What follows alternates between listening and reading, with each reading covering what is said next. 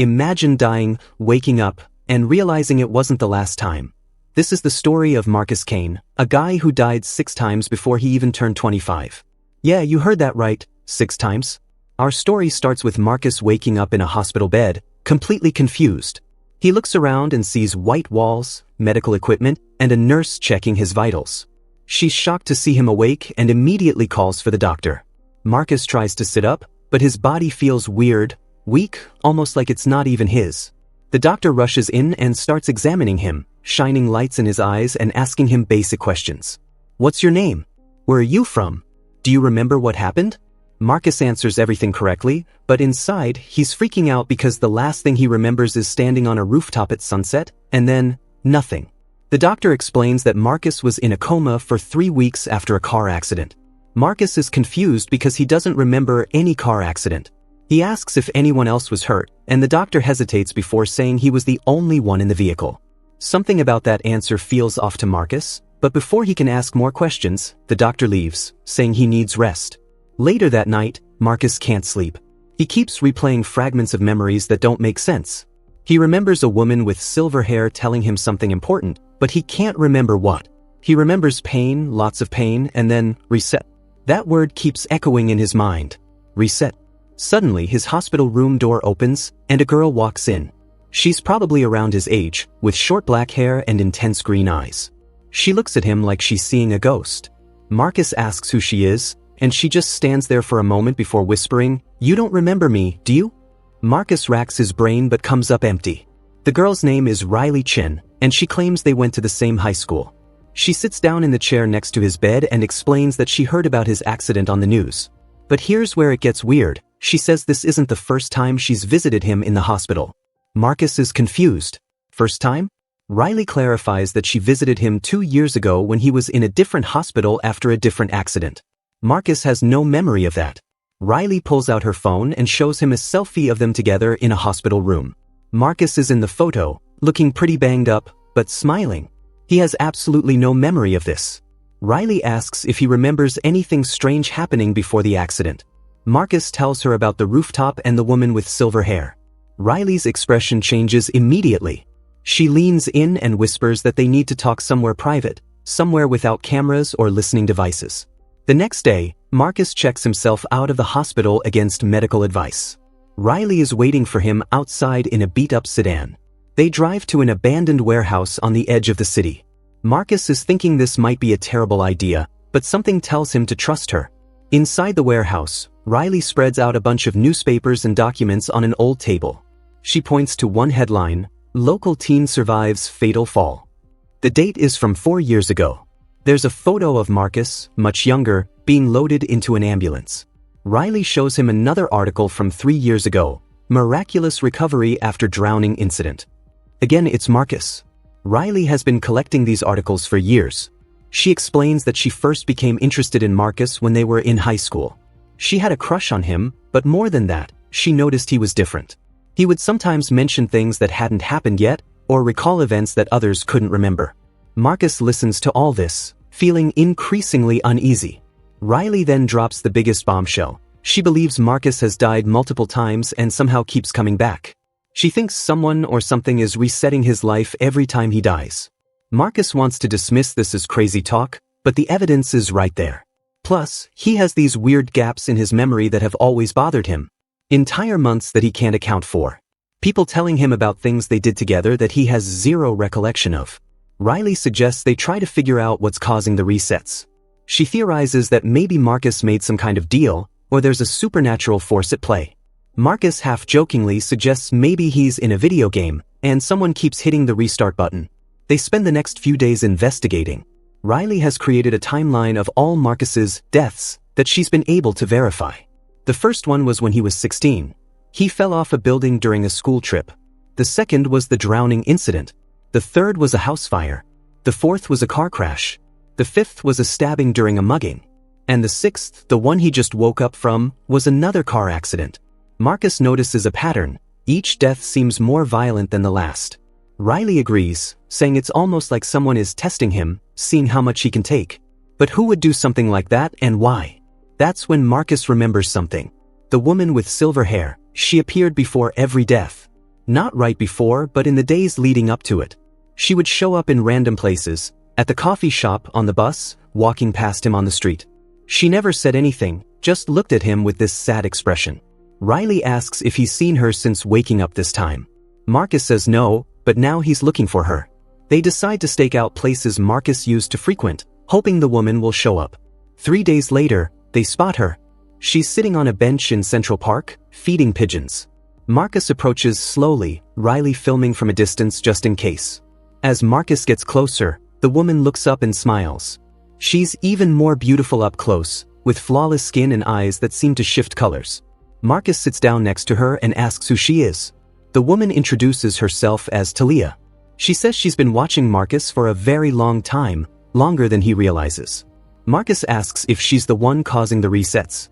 Talia laughs softly and says no, she's not the cause, but she is connected to them. Talia explains that Marcus is part of an experiment. There's an organization called the Keepers that monitors certain individuals who have the potential to break through the boundaries of normal human existence. These individuals are subjected to life and death scenarios to see if they can develop abilities beyond normal human capacity. Marcus is stunned. He asks why him, what makes him special. Talia says that when Marcus was born, there was an anomaly, a cosmic event that marked him as someone with tremendous potential. The Keepers have been testing him his entire life, killing him in increasingly difficult scenarios to see if he would evolve. Marcus is angry now. He stands up and demands to know where these Keepers are, because he wants to confront them. Talia warns him that confronting the Keepers directly would be suicide. They're far more powerful than he can imagine. She suggests instead that Marcus should focus on understanding his abilities. Marcus asks what abilities.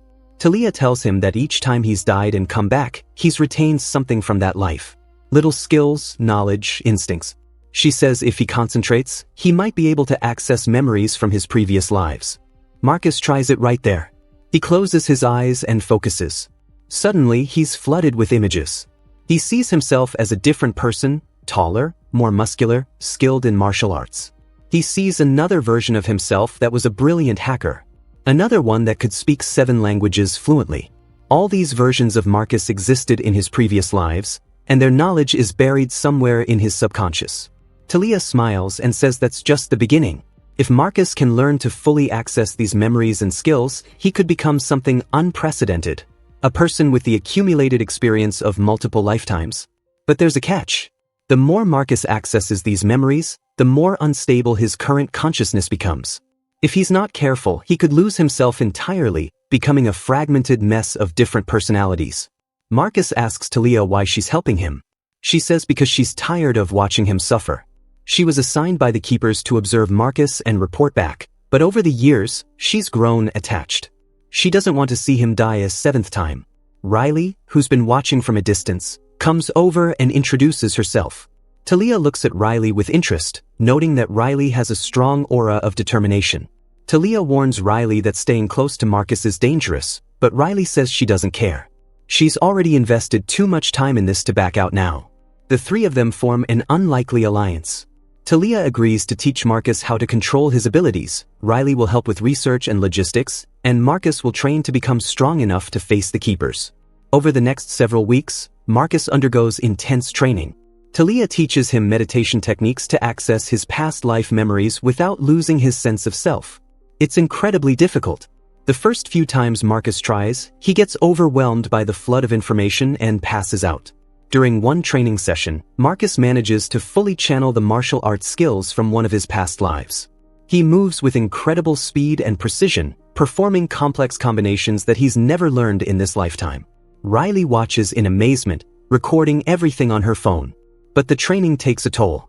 Marcus starts having nightmares where all his past lives bleed together. He dreams of dying in all the different ways, falling, drowning, burning, bleeding out. He wakes up screaming, covered in sweat. Riley stays with him during these nights, talking him through the panic attacks. Talia warns that the nightmares will get worse before they get better. Marcus's psyche is trying to integrate all these different experiences, and it's a violent process. She gives him a pendant that she says will help stabilize his consciousness. It's a small silver disc with strange symbols etched into it. Marcus wears it constantly. One day, while Marcus is training in an abandoned gym, they're attacked. 5 masked figures burst through the doors, armed with weapons. Talia immediately goes into combat mode, taking down 2 of them with ease. Marcus tries to fight, channeling his past life skills, but he's still not fully in control. He takes a knife to the shoulder and goes down. Riley, who's been hiding behind some equipment, grabs a metal pipe and manages to knock out one of the attackers. The remaining 2 realize they're outmatched and retreat. Talia wants to chase them, but Marcus is bleeding badly. They rush him to a safe house that Talia maintains. While Talia patches up Marcus's wound, she explains that those attackers were sent by the Keepers. They know Marcus has been training and they're not happy about it. The Keepers want Marcus to develop naturally through their death tests, not through guided training. By helping Marcus, Talia has betrayed the Keepers. Marcus asks what that means for Talia. She says it means she's now a target too. The Keepers don't tolerate betrayal. Riley asks how powerful the Keepers actually are. Talia explains that the Keepers have existed for thousands of years, operating in the shadows of human civilization. They have members in every major government and corporation. They're practically untouchable. Marcus refuses to accept that. He says there must be a way to fight them. Talia agrees that there might be, but they would need allies, other people who have been victims of the Keepers' experiments. Marcus asks if there are others like him. Talia says yes, but finding them is difficult. Most don't even know they're being experimented on. Riley suggests they start by hacking into the Keepers' database. Talia says that's impossible, their security is beyond military grade. But Riley is confident. She pulls out a laptop and starts typing furiously. She explains that she's not just a high school student with a crush, she's also a talented hacker who's been breaking into secure systems since she was 12. Marcus is impressed. Riley explains that her obsession with Marcus started because of the strange things she noticed about him, but it continued because she loves a good mystery. And this mystery is the biggest she's ever encountered. It takes Riley 3 days, but she manages to find a backdoor into one of the Keepers' subsidiary networks. She can't access the main database, but she finds files on several test subjects. Marcus's file is there, detailing every death and reset, along with notes on his development. It's disturbing to read about himself as if he's a lab rat. More importantly, they find information on 3 other subjects who are currently active: Subject 47, real name, Kai Mercer; Subject 89, real name, Zara Williams; and Subject 103, real name, Devin Park. Each has their own unique circumstances and abilities. They decide to track down these individuals. Kai Mercer is in Seattle, working as a firefighter. According to his file, Kai has survived multiple fatal burns and has developed an unusual resistance to heat. Zara Williams is in New York, a street artist who has survived several fatal falls and seems to have enhanced reflexes and balance. Devin Park is in Miami, a marine biologist who has drowned multiple times and can now hold his breath for extended periods. Marcus, Riley, and Talia split up to make contact with each subject. Marcus goes to Seattle to find Kai, Riley heads to New York for Zara, and Talia goes to Miami for Devin. They agree to reconvene in 1 week. Marcus finds Kai at the fire station. He's a tall, muscular guy with scars covering his arms. Marcus approaches him during his break and tries to explain the situation.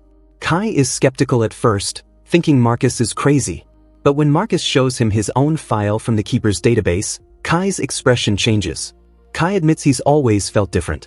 He's survived fires that should have killed him, and each time, he's come back stronger. He's never questioned it too deeply, thinking maybe he was just lucky. Learning that it's all part of an experiment makes him angry. Marcus asks if Kai will join them in fighting the Keepers. Kai doesn't hesitate, he's in. He's tired of feeling like a puppet on strings. Meanwhile, Riley tracks down Zara in Brooklyn. Zara is painting a massive mural on the side of a building, hanging from ropes 6 stories up. Riley waits until Zara descends and then approaches her. Zara is immediately defensive, asking what Riley wants. Riley explains everything as quickly as possible, showing Zara her file on a tablet. Zara looks at it for a long moment, then laughs. She says she already knew something was up. She's been having weird dreams where she dies and wakes up in different bodies. She thought she was going insane. Zara agrees to join them, but she wants assurance that they have a real plan to take down the Keepers. Riley promises they're working on it. Talia finds Devin at a marine research facility. Devin is in a wet suit, preparing to dive. Talia waits until he surfaces and then pulls him aside. Devin is cautious, recognizing that Talia is dangerous. When she mentions the Keepers, Devin's eyes widen. He knows exactly who they are. Devin explains that he's been trying to research the Keepers on his own for the past year. He's learned some things, but not enough to make a move against them. He's thrilled to find out there are others like him. He immediately agrees to join the group. 1 week later, all 6 of them meet in a safe house in Austin, Texas. The energy in the room is intense. They're all damaged people who have been through hell, but there's also a sense of camaraderie. They've all been victims of the same organization, and now they're going to fight back. Talia lays out what they know about the Keepers. The organization is led by a council of 7 individuals known as the Architects. These architects are ancient. Some of them have been alive for centuries through various means. They believe that humanity needs to evolve, and they're willing to do anything to make that happen, including sacrificing individual lives. Marcus asks where the architects are located. Talia says they move frequently, but she knows of one place they visit regularly, a compound in the Swiss Alps. It's heavily guarded and nearly impossible to infiltrate. Kai suggests they don't infiltrate it, they attack it head-on. Zara thinks that's suicide. Devin agrees, saying they need to be smart about this. Riley suggests they use subterfuge, find a weakness in the security and exploit it. They spend the next month preparing. Marcus continues to train, getting better at accessing his past life skills without losing control. Kai works on improving his heat resistance, discovering that he can actually generate flames from his hands if he concentrates hard enough. Zara practices her acrobatics and combat skills, becoming even more agile. Devin experiments with his breath-holding ability, finding that he can also manipulate water to some extent. Riley and Talia work on gathering intelligence. They hack into more of the Keepers' networks, learning about the compound's security systems, guard rotations, and potential entry points. Talia also reaches out to a few old contacts who owe her favors, acquiring weapons and equipment.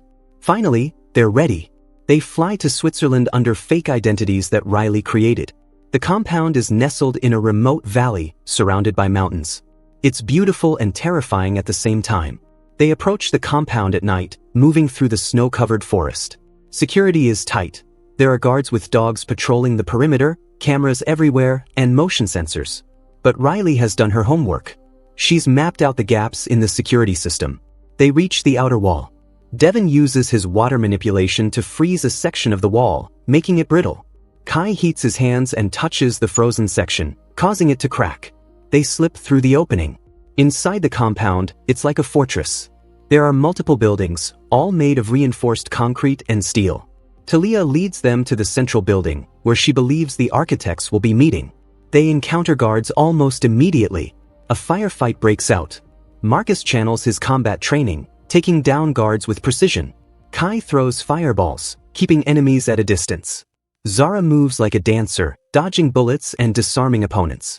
Devin creates shields of ice to protect the group. Riley stays back, hacking into the compound's internal systems. She manages to lock down several sections, trapping guards away from their group. Talia fights with brutal efficiency, her movements graceful but deadly. They fight their way to the central building. Inside, it's eerily quiet. They move through hallways lined with strange symbols and ancient artifacts. Marcus feels a chill run down his spine. This place has a bad vibe. They reach a large chamber. 7 figures are seated around a circular table. These are the architects. They don't look surprised to see the intruders. In fact, one of them, an elderly woman with white hair, smiles and says they've been expecting them. Marcus demands answers. He wants to know why they've been torturing him and the others. The elderly woman, who introduces herself as Architect Prime, stands up. She explains that the Keepers have been guiding human evolution for millennia. They identify individuals with potential and push them to their limits, forcing them to evolve or die. Marcus says that's insane. Architect Prime disagrees. She says that without the Keepers' intervention, humanity would stagnate. The great minds, the great heroes, the great leaders, all products of the Keepers' experiments in one way or another. Kai shouts that they're murderers. Another architect, a middle-aged man with cold eyes, says that death is just part of the process. Those who die weren't strong enough to evolve. Those who survive become something greater. Talia steps forward and says she was once a believer in the Keepers' mission, but she's seen the suffering they cause. She accuses the architects of playing God without caring about the consequences. Architect Prime looks at Talia with disappointment, saying she was one of their best operatives, and it's sad to see her turn traitor. Marcus raises his weapon, pointing it at Architect Prime. He says they're done being experiments. The other subjects raise their weapons too. But Architect Prime doesn't look worried. She snaps her fingers. Suddenly, the room floods with guards. They were waiting in hidden passages. Marcus and his group are surrounded. Architect Prime says they made a critical error. They assumed the architects were defenseless. A massive fight breaks out. Marcus and his team are outnumbered, but they fight with everything they have. Kai unleashes a massive wave of fire, forcing guards back. Zara scales the walls, attacking from above. Devon creates a whirlpool of water on the floor, knocking guards off balance.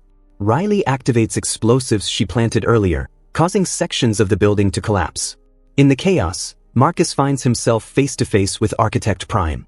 She moves faster than he expected, dodging his attacks.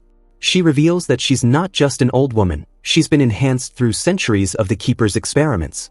She's stronger and faster than any normal human. Marcus realizes he can't beat her with just one lifetime skills. He needs to fully access all his past lives. He closes his eyes, takes a deep breath, and lets go. Memories flood in, 6 lifetimes of knowledge, skills, and experience. It's overwhelming, but Marcus holds on to his core identity. When he opens his eyes, he's changed. He moves with the confidence of someone who's lived multiple lives. He fights Architect Prime with a combination of martial arts styles she's never seen before. She's caught off guard. Marcus lands a solid hit, sending Architect Prime stumbling back. She looks at him with surprise and something else, respect.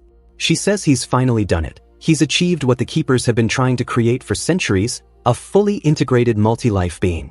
But then she says there's a problem. The process of integrating all those lives is killing him. His body can't handle the strain. Marcus feels it, a burning pain spreading through his chest. He realizes she's right. He's dying. Architect Prime offers him a deal.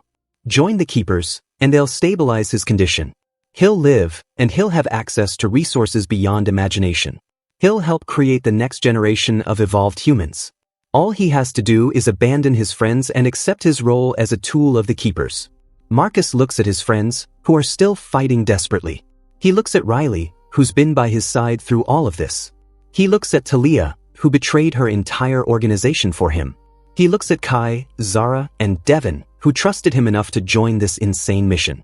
Marcus smiles and tells Architect Prime to go to hell. He channels all his remaining energy into one final attack. He rushes at Architect Prime, faster than she can react. He doesn't attack her physically. Instead, he grabs her head and forces his consciousness into hers. He shows her all his memories, all his pain, all his suffering. He makes her experience every death, every reset, every moment of confusion and fear. Architect Prime screams. She tries to pull away, but Marcus won't let go. He shows her the human cost of the Keeper's experiments. He shows her the families destroyed, the lives ruined, the potential wasted. He makes her feel it all. Finally, Marcus releases her. Architect Prime collapses to the floor, trembling. She looks up at Marcus with tears in her eyes and whispers, "I'm sorry." The other architects are stunned. The guards have stopped fighting. Everyone is watching. Marcus addresses the room. He says that the Keeper's time is over. Humanity doesn't need cruel overlords pushing them towards some arbitrary version of evolution. People can evolve on their own, through their choices, their compassion, their desire to be better. One by one, the guards lower their weapons. Some of them walk away, leaving the compound entirely. A few of the architects argue, saying this is chaos, that Marcus doesn't understand the bigger picture. But others look uncertain, questioning everything they've believed. Marcus collapses. The strain of using all his power has finally caught up with him. Riley rushes to his side, checking his pulse. It's weak. Talia kneels down, examining him. She says his body is shutting down. Without the Keeper's technology, he won't survive much longer. Devon asks if there's anything they can do. Talia hesitates, then says there might be one way, a risky procedure that could stabilize Marcus's consciousness by grounding it in his current body permanently. But it would mean losing access to most of his past life memories. He would essentially be just Marcus, not the composite being he became during the fight. Riley asks Marcus what he wants. Marcus, barely conscious, says he wants to live as himself. He's tired of being pulled in different directions by different lives. He just wants to be Marcus Kane. Talia performs the procedure right there, using equipment from the Keeper's medical facility. It's touch and go for a while. Marcus's heart stops twice, and both times, Talia manages to restart it. Finally, after hours of work, Marcus stabilizes. When Marcus wakes up, he's in a hospital bed. Real hospital this time, not a secret compound. Riley is asleep in a chair next to him, her hand holding his. Talia is standing by the window, looking out at the city below. Marcus asks what happened after he passed out. Talia explains that several of the architects, including Architect Prime, agreed to disband the Keepers. Not all of them. Some escaped and are probably regrouping somewhere, but the organization has been significantly weakened. More importantly, all the test subjects have been freed. The death experiments have stopped. Marcus asks about his friends. Talia smiles and says they're all fine. Kai went back to Seattle, Zar to New York, and Devin to Miami. But they stay in touch. They've formed their own little support network for people recovering from the Keeper's experiments. Riley wakes up and immediately hugs Marcus, telling him he's an idiot for nearly dying on her. Marcus apologizes. Riley pulls back and says that despite everything, she doesn't regret getting involved. This has been the most insane, terrifying, exhilarating experience of her life. Marcus asks Talia what she'll do now. Talia says she's not sure. For centuries, she's been part of the Keepers. It's all she's ever known. Now she needs to figure out who she is without them. Marcus invites her to stick around. He says they make a good team and he could use someone with her skills. Talia considers this for a moment, then nods. She says she'll stay. Over the next few months, Marcus recovers. He's lost most of his past life memories, but he retains some skills, mostly instinctive things like fighting and problem solving. He's okay with that. He's finally living just one life, and it feels good. He and Riley start dating officially. Turns out, all that time investigating Marcus's deaths brought them really close. They move in together, getting a small apartment in the city. Talia lives in the apartment next door, saying she wants to be nearby in case the Keepers try anything. Marcus starts going to therapy. His therapist is amazing. She specializes in trauma, and she doesn't ask too many questions about the bizarre nature of his experiences. She helps Marcus process everything, teaching him coping mechanisms for when he feels overwhelmed. Riley goes back to school, but she also starts a consulting business helping people with cybersecurity. She's really good at it, and within a year, she's making more money than most people twice her age. She uses some of that money to fund a foundation that helps victims of unethical human experimentation. Marcus doesn't really know what he wants to do with his life. He's 25 years old, or maybe much older if you count all the resets, and he's never had a normal job or a normal life. He volunteers at a community center, teaching self-defense classes to kids. He finds it rewarding helping others protect themselves. One day, about a year after the confrontation in Switzerland, Marcus gets a call from an unknown number. He answers cautiously. It's Architect Prime. Marcus immediately tenses up, asking what she wants. Architect Prime says she just wanted to check in, see how he's doing. Marcus is suspicious. He asks if she's trying to recruit him again. Architect Prime laughs softly and says no. She says she's done with all that. After Marcus showed her those memories, she couldn't continue. She's been trying to make amends, using her resources to help the people the Keepers have hurt over the years. She says she's calling because there's something Marcus should know. The architects who escaped, they're building something new. They call themselves the Ascended. They believe the Keepers were too soft, too patient. The Ascended plan to accelerate human evolution through more aggressive means. Marcus asks why she's telling him this. Architect Prime says because Marcus is the only person who's ever stood up to the Keepers and won. If anyone can stop the Ascended, it's him. But she warns that the Ascended are more dangerous than the Keepers ever were. Marcus thanks her for the warning and hangs up. He looks at Riley, who's been listening to the whole conversation. She asks if this means they're going back to fighting shadowy organizations. Marcus sighs and says he hopes not. He's tired of all that. But deep down, Marcus knows that if the Ascended come for him or his friends, he'll fight. He's not going to let anyone turn him into a lab rat ever again. He's Marcus Kane, survivor of 6 deaths, and he's going to live his 7th life on his own terms. Riley suggests they take a vacation before any more crazy stuff happens. Marcus agrees. They decide to go somewhere tropical, somewhere far away from experiments and conspiracies. Talia invites herself along, saying she could use a break too. They book tickets to Bali. On the plane, Marcus looks out the window at the clouds below and thinks about everything that's happened. He's died 6 times. Fought an ancient organization, made incredible friends, and somehow ended up with a pretty great life. Marcus leans back in his seat, Riley asleep on his shoulder, Talia reading a book across the aisle. He smiles. Whatever comes next, he's ready for it. Because this is his life now, his one and only life, and he's going to make the most of every single moment. The flight continues, peaceful and uneventful. Marcus closes his eyes, finally able to rest without nightmares. For the first time in as long as he can remember, he feels truly at peace. But somewhere in the world, in a dark room filled with monitors and scientific equipment, 7 figures gather around a table. They're the Ascended, and they're watching Marcus Kane very closely. The leader, a woman with eyes like ice, smiles and says soon. Soon they'll bring Marcus back into the fold, whether he wants to or not. They've been perfecting a new procedure, one that will unlock the full potential of multi-life beings. Marcus has no idea he's being watched. He's on vacation, living his life, believing the worst is behind him. He swims in the ocean, explores temples, eats amazing food. He laughs with Riley and Talia, forming memories that actually belong to just him. 2 weeks later, they return home, relaxed and happy. Marcus goes back to teaching his self-defense classes. Riley dives into a new project at work. Talia starts taking cooking classes, saying she wants to learn something completely normal for once. Life is good. Life is normal. Until one night, Marcus has a dream. He's standing in a white room with no doors or windows. The woman with ice eyes is there, smiling at him. She says it's time to stop pretending. Time to embrace what he really is. Time to ascend. Marcus wakes up in a cold sweat. Riley stirs next to him, asking if he's okay. Marcus says yes, just a bad dream. But he knows it wasn't just a dream. It was a warning. The Ascended are coming for him. He gets out of bed and goes to the window. The city is quiet, lights twinkling in the darkness. Marcus knows his peaceful life is about to end again. But this time he's not scared. He's angry. He's fought too hard for this life to let anyone take it away from him. Marcus makes a decision. He's not going to wait for the Ascended to make the first move. He's going to find them and end this once and for all. He'll call Kai, Zara, and Devin. He'll work with Riley and Talia. Together, they'll dismantle the Ascended before they can hurt anyone else.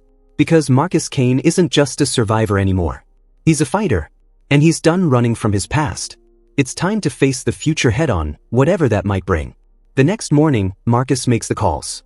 Kai, Zara, and Devin all agree to help without hesitation. They're tired of looking over their shoulders, wondering when the next threat will emerge. It's time to take the fight to the enemy. Riley starts gathering intelligence on the Ascended. She hacks into databases, follows money trails, and tracks down anyone who might have information. Within a week, she has a location, a facility in Iceland, disguised as a renewable energy research center. Talia reaches out to her old contacts again, building an arsenal. This time, they're not just going to infiltrate. They're going to make sure the Ascended can never come back. As they prepare for the mission, Marcus spends time with Riley. They don't talk about the upcoming fight. Instead, they talk about the future, the life they'll build when this is all over. Riley says she wants to open a tech company that focuses on ethical practices, something completely opposite of what the Keepers and Ascended represent. Marcus says he wants to write a book, tell his story so that others might find hope in it. They make love that night, tender and urgent, both aware that one of them might not come back from Iceland. Afterward, Riley makes Marcus promise that he'll survive. She says she's not done with him yet, they have a whole life to live together. Marcus promises, even though he knows it's a promise he might not be able to keep. The team flies to Iceland. The facility is even more remote than the Swiss compound, built into the side of a volcanic mountain. It's impressive and terrifying. The Ascended have clearly been busy. They approach at dawn, using the early light to mask their movements. This time, there's no subtlety. Kai leads the charge, blasting through the main entrance with a fireball. Alarms immediately blare. Guards rush out, but they're met with Zara's precise attacks and Devin's ice barriers. Marcus and Talia push deeper into the facility. They encounter enhanced guards, people who have clearly undergone some of the Ascended's procedures. These guards are faster and stronger than normal humans. But Marcus and Talia are better trained and more motivated. They reach the central lab. Inside, the 7 members of the Ascended are waiting, but they're not sitting at a table this time. They're standing, ready to fight. The woman with ice eyes steps forward. She introduces herself as Dr. Evangeline Cross, leader of the Ascended. She tells Marcus that he should feel honored. They've been developing a procedure specifically for him. It will unlock all his past lives permanently, turning him into the most powerful evolved human ever created. He'll be their first true success story. Marcus says he's not interested. He's done being anyone's experiment. Dr. Cross smiles and says he doesn't have a choice. She snaps her fingers, and suddenly Marcus can't move. He realizes there are ultrasonic emitters in the room, targeting his nervous system. Riley bursts into the lab, followed by Kai, Zara, and Devon. They're all exhausted from fighting through the guards, but they're not giving up. Riley shoots out the emitters, freeing Marcus.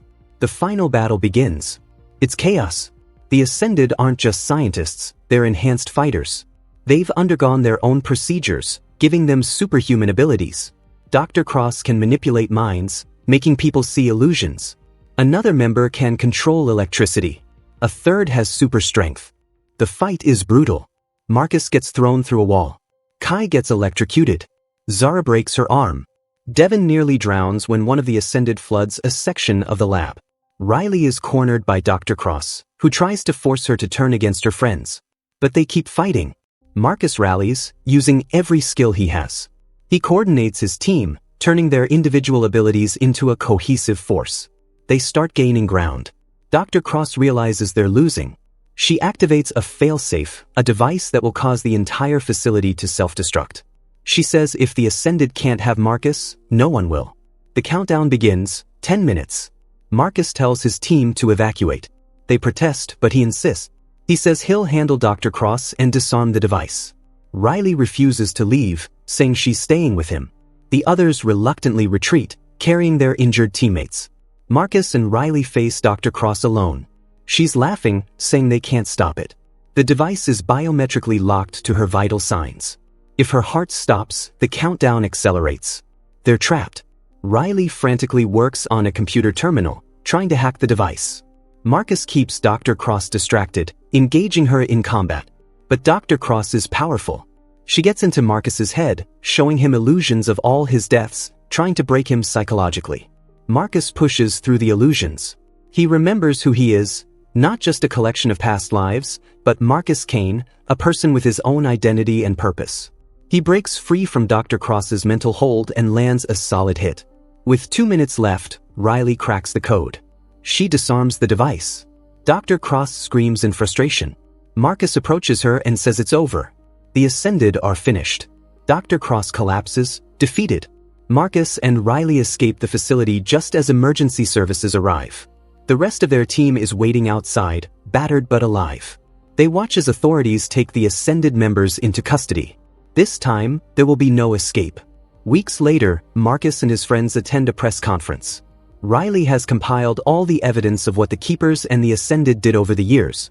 She releases it to the public, exposing the organization's crimes. It's a media sensation. Some people don't believe it, calling it a hoax. But enough people do believe it, and it sparks a global conversation about ethics in human enhancement and the dangers of unchecked power. Laws are passed, regulations are put in place, and victims of the organizations start coming forward. Marcus becomes something of a reluctant celebrity. He does a few interviews, telling his story.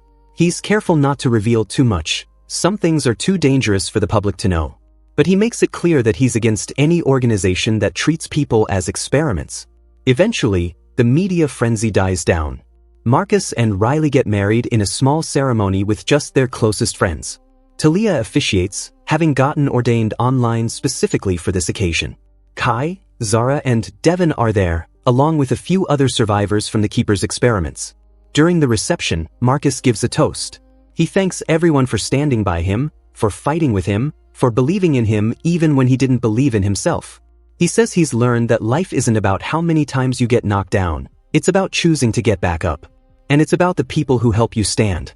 Riley adds her own toast, saying that Marcus taught her that ordinary people can do extraordinary things when they care enough about something.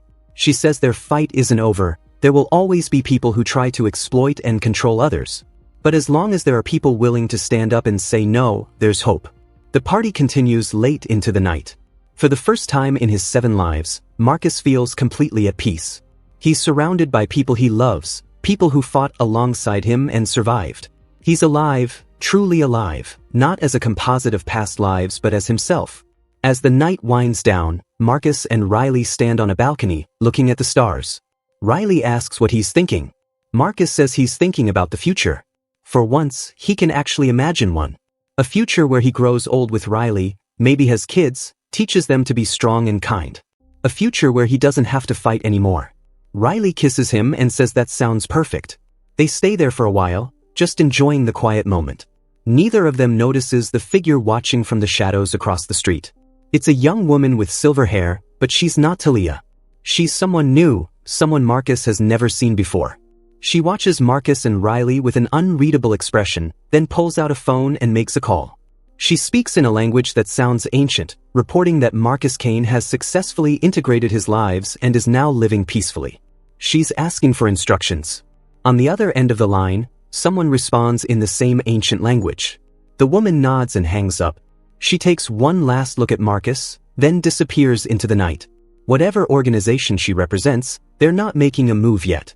They're watching, waiting, learning from the mistakes of the keepers and the ascended. But Marcus doesn't know any of this. He's too busy being happy, living his life, making memories. He's survived everything thrown at him, and he's earned this peace. Whatever comes next, he'll face it when it arrives. For now, he's just Marcus Kane, married to the woman he loves, surrounded by true friends, living his seventh life exactly how he wants. And that, my friends, is where our story ends, at least for now. Marcus's journey isn't over, but this chapter is. He's no longer running from his past or fighting for survival. He's just living, and sometimes, that's the greatest victory of all.